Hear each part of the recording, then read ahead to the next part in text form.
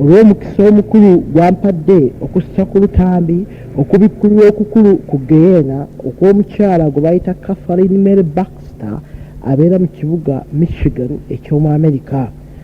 Okubikkulirwa kuno okukulu ku geyeena bwe bumu ku bubaka obukulu ennyo buli muntu yenna gwe nange abawulira bw'olina okuwulira n'okutegeera n'okumanya, kubanga obubaka buno bukulu bubikkula ebyama mpozzi ebibadde tebinnaba kumanyikako mu nsi.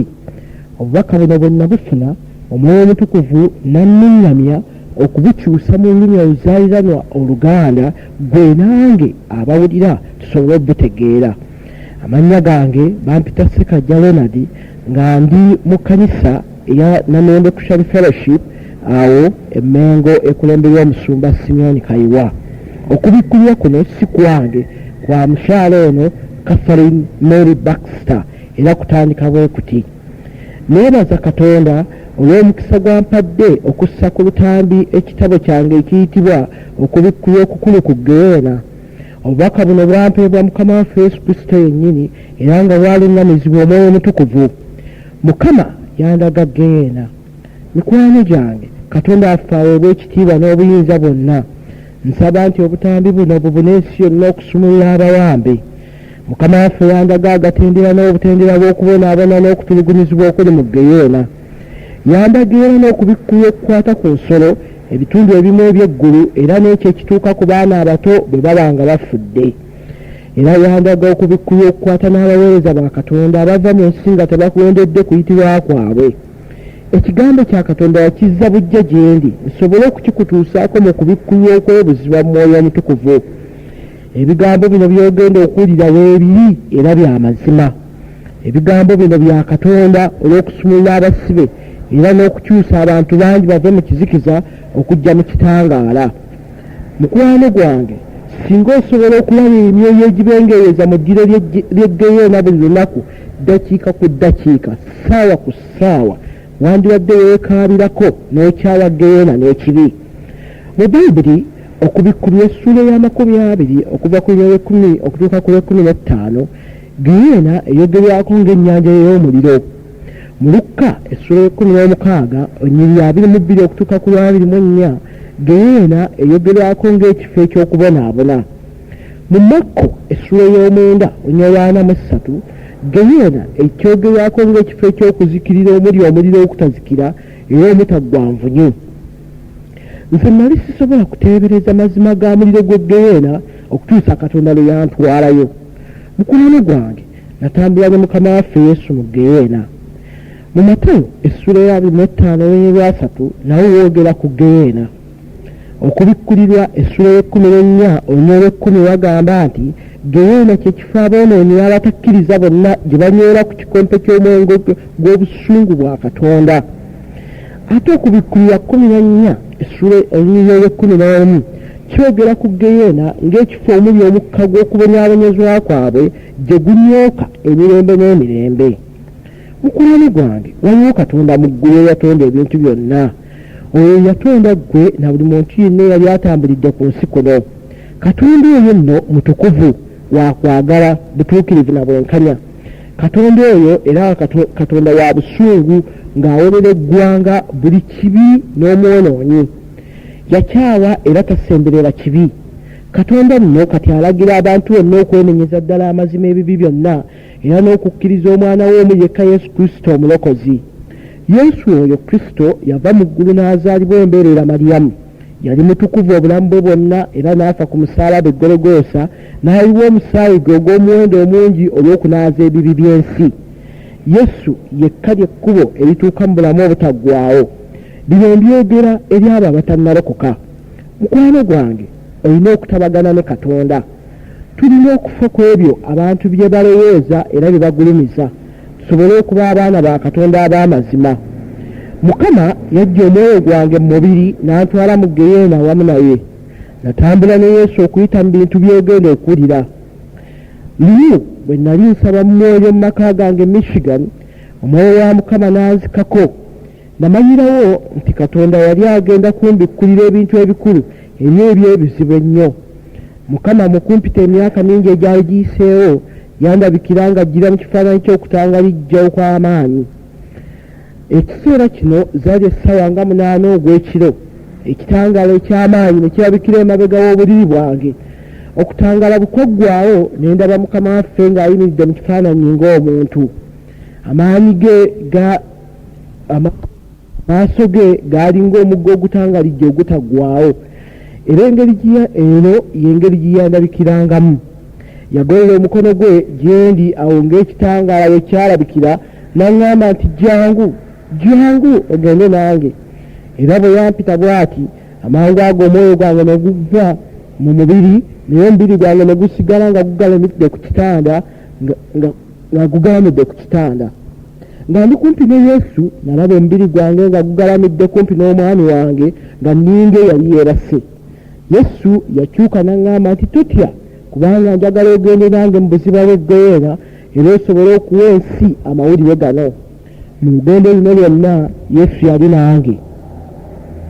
Mu lugendo luno lwonna nga tutambula ne Mukama waffe mu ggeyeena namubuuza ebibuuzo bingi nnyo.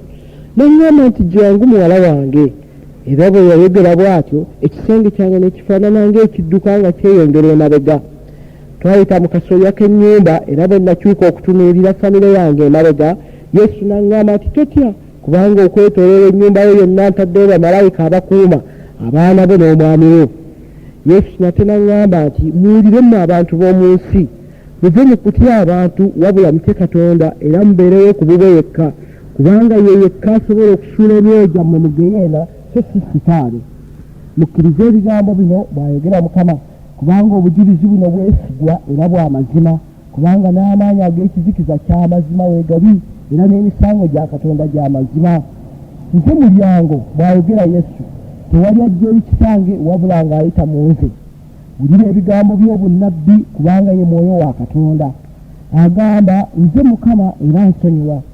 Nze kennyini ngenda kukutwala eggeyeena nkulage mu bujjuvu ebitundu byonna eby'eggeyeena bye njagala ensi emanye.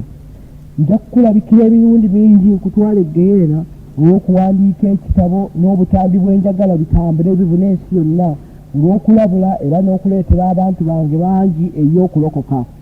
Yesu n'aŋŋamba nti wulira mwana wange, Omwoyo wa Mukama ky'agamba ekkanisa. Twatumbira waggulu era bwe nakyuka okutunuulira Yesu yali ali mu kitiibwa kye ekijjudde n'obuyinza n'amaanyi era n'emirembe mingi byali biri kukulukuta okuva mu ye. Ebiseera ebimu Mukama waffe yandabikiranga mu buntu ate ebirala mu mwoyo. Wano yali ayambadde omunagiro omweru era ng'asibye omusipi ogwa zaabu. Okwagala n'amaanyi ebyali bimuvaamu nali sibirabangako ku nsi. Bwe twatumbira ennyo mu bire ne nnengera ensi wansi waffe era okuva mu nsi nalaba ebintu ebyekulungivu ebifaanana ng'emizindaalo. Ne mbuuza Yesu, kibiki bino? Yesu n'aŋŋamba nti gano ge makubo agayingira mu ggeyeena. Amangu ago namanyirawo nti amakubo gano tegalabika n'amaaso aga bulijjo wabula ag'omwoyo. Nejjukira bwe nawuliranga abantu boogera nti abantu bwe bafa bakka mu ngeri y'ebibiina ebirimu enzikiza era ne ntegeera kye baayogerangako. Twatandika okukka mu kimu ku bibiina bino ebigenda eggeyeena ne balabanga ekizikiza eky'amaanyi kikutte wonna era nga waliwo n'okuwulya okw'ekivundu eky'amaanyi nga mpulira nnemererwa n'okussa.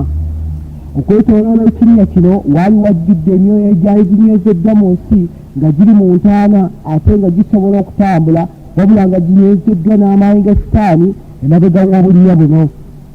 Ekivundu ekitayogerekeka wamu n'okukaaba n'okusinda n'okuluma obujiji byali biyitika munda mu kinnya kino.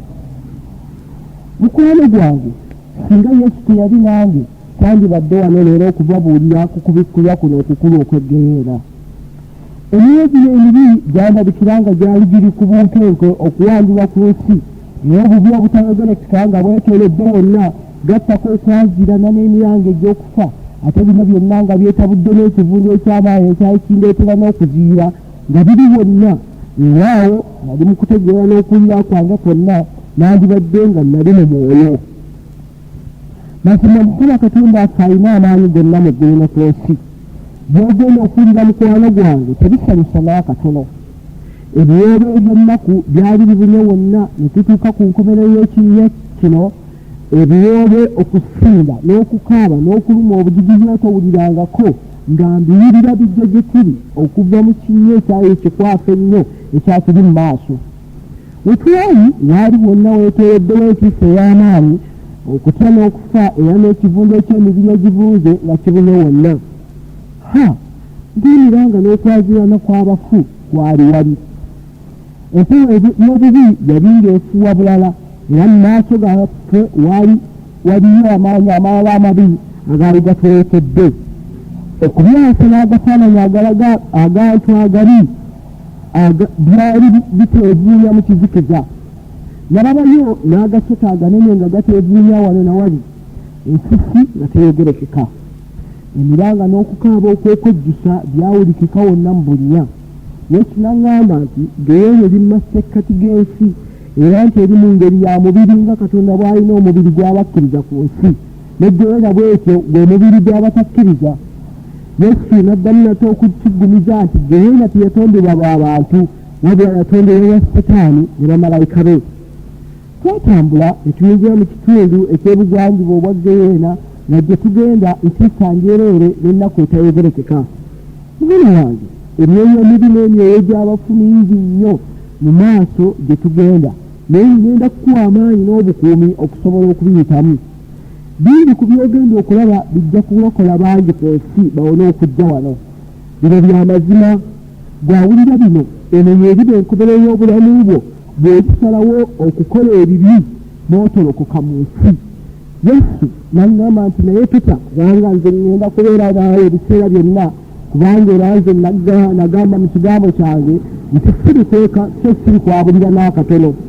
Ekigambo kyange kyogera nti Mukama abirikkula ebyamu ebyakwekebwa mu biseera eby'enkomerero, era geyeena kye kimu ku byamu ebikweke kati bye mbikkulira ensi. Tuyongerayo okutambula naye nga mu kizikiza mpulira emikono egyagala okutukwatako wonna, wabula nze ne neeyongera nnyo okubeera ku lusegere lwa Yesu. Ne tutuuka mu bugwanjuba bw'eggeyeena. Yesu yali ayambadde okwakaayaka n'okusinga enjuba, era mu masekkati g'okwakaayakana kwe waaliwo ekifaananyi ng'eky'omuntu. Yesu n'aŋŋamba nti Kitange ayogedde, jangu tuteekwa okumugondera. Yesu era n'aŋŋamba nti abafa ne bajja mu geyeena basigaza okuwulira n'okumanya kwonna kwe baabanga nakwo ku nsi. Ntiisa n'akabi eby'amaanyi byali byetoolodde wonna. Ne ntambula mu ntiisa eyo okutuusa ne twatuuka ku bunnya obwasooka. Mikwano gyange, neewuunya nga mayiro ne mayiro ng'amaaso gange gaali gasobola okulaba mu buvanjuba n'obwaguuga bwa geyeena. Waaliyo obukadde n'obukadde bw'ebinnya ebisimigga mu geyeena. Ebinnya bino byali fuuti 2.3 nga byaka omuliro n'ekibiriiti. Eddiro ery'amaanyi nga libengera okuva mu wansi w'ebinnya bino. Mukwano gwange, nsaba ng'owulira ebigambo bino, Omwoyo wa Katonda akkomeko oleme okubeera kyekimu nate, era oleme okwerabira nti waliwo abantu mu geyeena n'ereero wano wenjogerera betwabanga nabo, betwalabanga nga balamu nga batambula ku nsi nga beeyagala, naye kati olwafa nga bali mu geyeena. Nkwebalira bw'oba omwonoonyi weeniyiiyayo n'ebibi bye, kkiriza Yesu akulokole. Bwe twatuuka ku kinnya ekyasooka, ne mpulira omulanga gw'omwonoonyi yali mu kinnya kino ng'agamba nti Yesu, kwatula omwoyo gwange ekifa. Bwe nneetegereza mu ntiisa ennene, ne ntegeera ng'eddoboozi lyali lya mukyala. Omubiri gwe gwonna gwali gwaka muliro. Mulimu abantu b'omu nsi abaagalwa abafa nga tebalokose ne bagenda eggeyeena bwe baba. Omukyala ono yali asigadde ngundagunda njereere, era wakati mu ye mwe mwali engeri y'olufu oluddugala, nga muno mwe mwali omwoyo gwe ogutafa. Omubiri gwe gwonna okwetooloola kwali kwekutteko agafiifisi g'ennyama evuuze era nga ya grey. Ennimi z'omuliro zaatandikiranga wansi ku bigero okumwokya okutuusa lwe zaamalangawo omubiri gwonna. Waalabika ng'ennimi z'omuliro zino tezifirika ebbanga lyonna okwokya omubiri gwe gwonna. Ennyama eno envundu ate eyokebwa buli kiseera yali eneekutteko ng'ebiwuziizi era yonna nga ya grey. Enviiri ku mutwe yali takyalinanga, n'amaaso ogaateekeddwa okuba zaasigala nkompenjereere.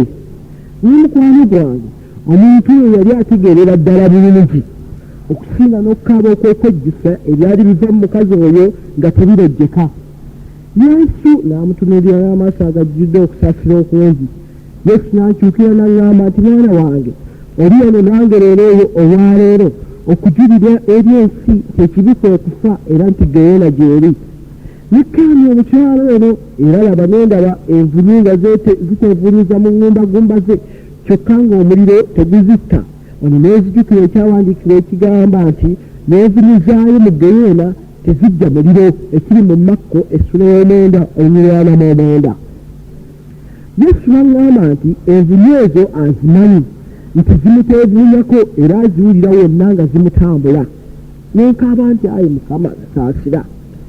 Natuulira n'okutya okw'ekitalo n'endaba omuliro bwe gusenkenya omukazi ono ate nga tafa wabula ng'ayazzirana n'okukaaba okuyitirivu nti nabula sikyasobola kuvaayo eno, emirembe gyonna nabula ndibeera mu geyeena.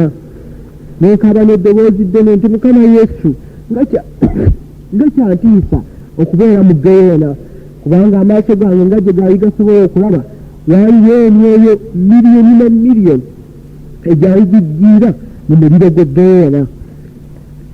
Emyoyo gino girimirinya nga tegisobola kuvaamu, gibengereza so nga ate giwulira, gyogera era nga gitegeera bulungi. Mu Luka Bayibuli eyogera ku mugagga ne Laazaalo, ng'omugagga bwe yali asobola okwogera mu geyeena era ng'alaba bulungi byonna ebyali ebweru, naye mikwano bangi ne leero bafa ne bagenda mu geyeena nga bagaanye okwenenya ebibi n'okulokoka nga bakyali mu nsi. So ng'abantu babuulidde enjiri ku nnyimbe, babuulira mu mmotoka, babuulira takisi nga zitambula ku mabbali g'enguudo, babuulira amakanisa mangi ag'abalokole gazimbiddwa, abantu babuulidde enjiri ku rediyo, top rediyo ebuulira, television, Lighthouse television, ku UTV enjiri ebuulirwa, naye abantu ebintu bino babifuula ng'ebyemizannyo obuzannyo. Mikwano gyange olwaleero gyawulira, salawo okkirize Yesu olekoke oleme okugenda mu kifo kino ekyokulaba ennaku n'okubonaabona b'okuti. Awo ne tweyongerayo ne tutuuka ku kinnya ekirala era nayo ng'amaaso enjala gye gaali gasobola okulaba ng'emikono mingi egyali gibengereza mu muliro nga giba mu manti eno n'eri nga n'emyoyo gyagyo bwe kigoera Yesu okugisaasira. Bwe twatuuka ku kinnya laba nga okukaaba kwa maloboozi abiri, eby'omukazi n'ebyomusajja. Omusajja mu miyango egy'omwanguka eri Yesu okumusaasira n'agamba nti osaasire Yesu era onsonyiwe, kubanga mmaze mu kinnya kino emyaka mingi nga mbonaabona. Kwegayiridde nsumulira, nsumulire okuvayo ne Yesu, kwegayiridde. Omusajja n'akaaba. Yesu naye yali akaaba n'atumya waggulu n'agamba nti kitange bakwatire ekisa. Era bwe yayogera bw'atyo mukwano gwange omuliro ne gulanga ogukendeera mpolampola. Ennyama y'omusajja n'erabika nga edda ku magumba akaseera katono nnyo, ate era omuliro ne guddamu mu maanyi ne gugikalirira. Okukaaba kw'omusajja ono kwali kukwasa ennaku nga n'omubiri gwe gwonna gukankana okukamala. N'ayaziirana ng'abuuza nti Yesu, sibonyeebonye ekimala eyo ebibi byange kubalaba mmaze wano emyaka 4. Yesu n'addamu n'agamba nti omutuukirivu wange n'abeeranga mulamu lwakukkiriza. Abavumi n'abatakkiriza bonna omugabo gwabwe guli mu nnyanja eyaka n'omuliro n'ekibiriiti. Laba wagaana okukkiriza amazima, wagaana era n'esekereranga enjiri eyakubuuliriranga. Buli ababuulizi bwe baayimiriranga ne babuulira enjiri ey'okulokoka ng'oginyeena, ng'ogigayagaya era nga gwegamba nti gw'olina eddiini gwe tolokoka. Wanyeema Mukama waffe era n'ogaana okwenenya ebibi byo.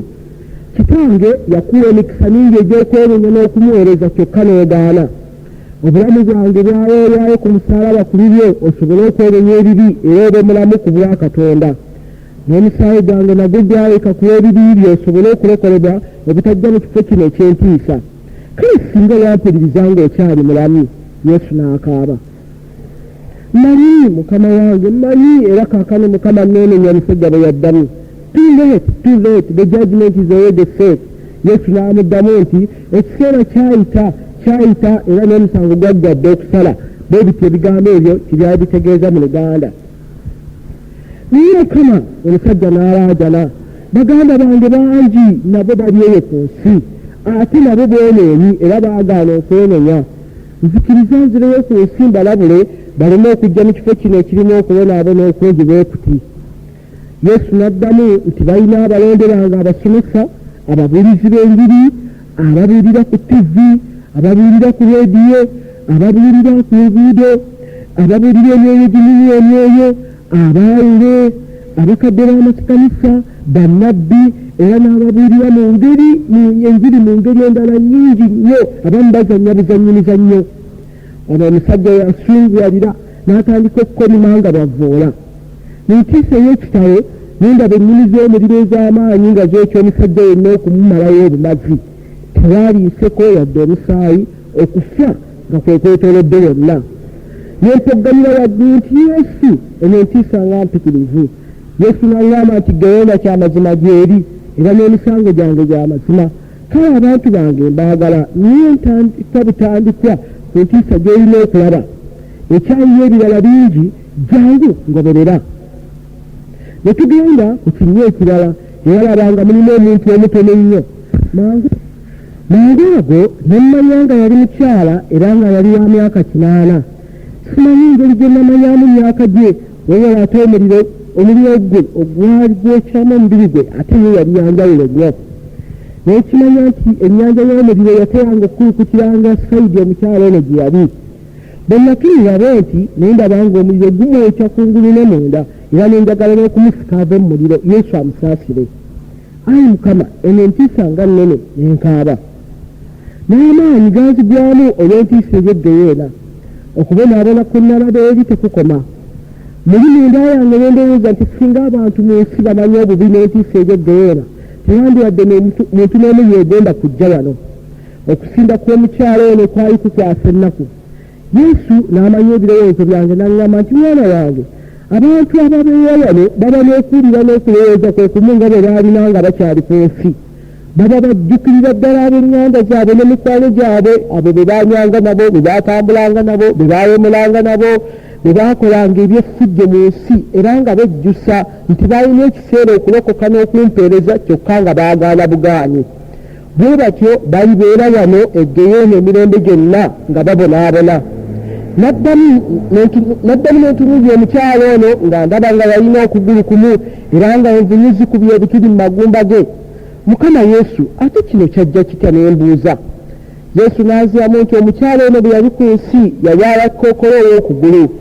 Abasomi ku mulongoosa kkookolo oyo ow'okugulu okugulu kwe baakuggyako.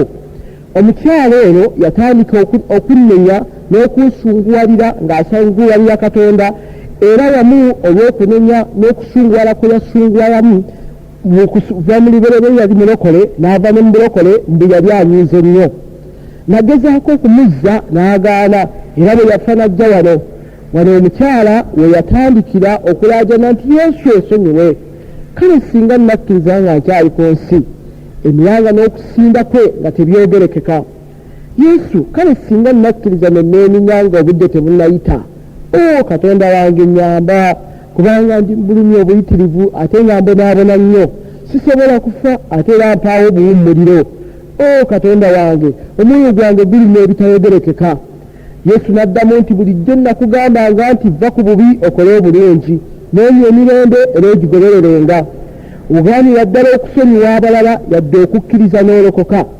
Nakuwa emikisa mingi okulokoka.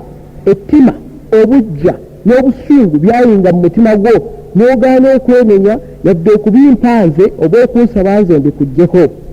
Yesu yenna n'ajjula ennaku nga bwe tuva awali omwoyo gw'ennamukadde ono nga gubengereza mu ddiro ly'e Geyoona. Bwe twatuuka ku kinnya ekirala era laba mikwano gyange nga mukyo mulimu omukyalo yali nga yavulira mu kinnya. Yali ayavulidde mu bunnya buno okumala ebbanga ddene nnyo era yenna nga ŋŋumbagumbansa nga bali abalala gattako n'omuliro ogwali gumubengera yenna. Yalabika ng'afuba okwewalira ave mu bunnya buno kyokka nga tasobola. Mikwano gyange okumulaba ng'awandibadde amaaso nkompenjereere era nga n'ennyindo tekuli bukiri bwereere ate nga bwonna bwaka muliro. Akaliro akatono kaagiranga ne kookya ebigere ate ne gutumbukamu eddiro eddene eryabunanga okwokya omubiri gwonna ng'eno bw'ayavula n'okwewanyira mu kinnya kumpi ekyali sayizi y'emu n'omubiri gwe. twatunula ne tulaba nga bwe yali anaatera okuva mu bunnya buno obutini bwe buti era bwe yali agenda okuviiramu ddala bw'ati kidayimooni ekinene ekyalina ebiwaawaatiro ebinyenyufu wagguluggulu ne kiva eri ne kimusindika n'essungu n'addizibwa mu nnimi ez'omuliro mu bunnya. Natunula n'entiisa nnene bwe nalaba omukyala ono ng'agwa nate mu muliro ng'akaaba okusaasirwa. Kiki Yesu ono ali wano? Yesu n'aŋŋamba nti mwana wange omusango gw'ono gwaggwadde okusala, Katonda ayogedde. Omukyala ono bwe yali nga muto namuyita yeenenya jampeereze n'agaana. Bwe yayiza emyaka 16 ne mweraga ne mugamba jangu nkwagala nnyo. Kino nno abazadde mukiwulire era mukitegeere bulungi. Abaana bammwe bagenda ne bagenda mu kkanisa ne balokoka ne mubagaana. Oluusi mmwe nnyini ne musomesa abaana bano ne mubagaana eby'okulokoka. Abazadde muwulire ekigambo kino kubanga kikulu. Yesu n'addamu n'agamba nti namugamba nti mpa obulamu bwo ongoberere. Nja kukuŋŋamya obulamu bwo era nja kukulaga amakubo gange. Nkuyise olw'ekigendererwa, totya, tambula nange.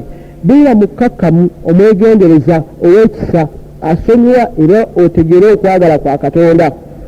Okumala emyaka mingi namuyita ne mwagala okumusembeza kyokka n'agaana n'akakanyaza omutima gwe. Era n'agaanira ddala omwoyo wange. Omukyala n'agamba nti mukama wange omwoyo gwange guli mu kubonaabona era ebyange byakoma. Mukama wange nayaayaanira nnyo eby'obugagga, ekitiibwa n'okumanyibwa n'ebyobulungi era byonna nabifuna kyokka ggwe n'enkufiirwa bwe saalokoka mu nsi. Neewaayo nnyo obulamu bwange bwonna okuweereza ensi ne Sitaani, ate mukama wange ggwe n'okuleka. Namanya bulungi ekisa kyo kyokka n'enkuba ddala. Eno y'enkomerero yange, okwokebwa omuliro ekiro n'emisana. Mukama wange newankubadde bulijjo weeyongeranga okumpita nzije gy'oli, kyokka nasuubiranga nti nnina olw'enkya oba olwawulira okulokoka.